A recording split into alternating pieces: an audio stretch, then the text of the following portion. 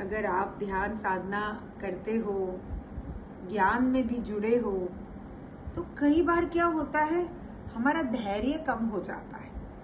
तो अब मैं जो कहानी बता रही हूँ, जरूर से सुनिएगा, बहुत ही मजेदार कहानी है। कहते एक तपस्वी था, रोज अपना ध्यान साधना नित्य कर्म सब इतना 100% से करता था। अब उसके मन में यही था कि मुझे ब्रह्म ज्ञान कब मिलेगा। तो नारद जी वहां से गुजर रहे थे।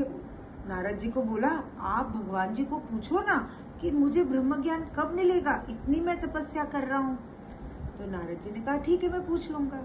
अब नारद जी आगे गए। नारद जी तो एक भोला सा कोई गैया चराने वाला बच्चा था।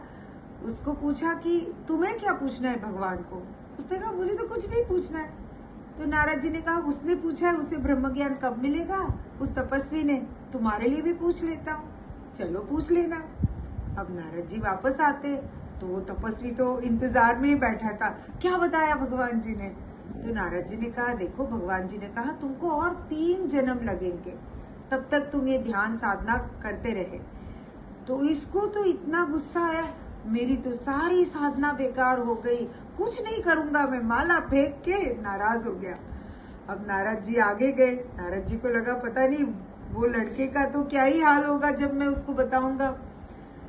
तो बताया लड़के को कि तुम्हें है ना, ये जो पेड़ दिख रहा है उसमें जितने पत्ते हैं ना, उतने जन्म और इंतजार करना पड़ेगा, तब तुम्हें ब्रह्म ज्ञान मिलेगा। वो लड़का तो नाचने लगा, खुश हो गया कि भगवान ने ये नहीं बोला कि 10 पेड़ के जितने पत्ते हैं उतने जन्म लगेंगे। भगवान ने तो कहा एक ही पेड़। बोले अरे इतने जन्म तो हंसी खुशी कट जाएंगे, कभी तो मिलेगा ब्रह्म ज्ञान।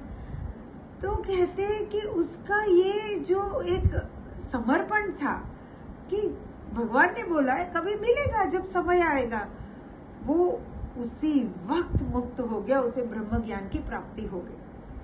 तो बस यही है, ध्यान साधना जब करते हैं धैर्य रखो।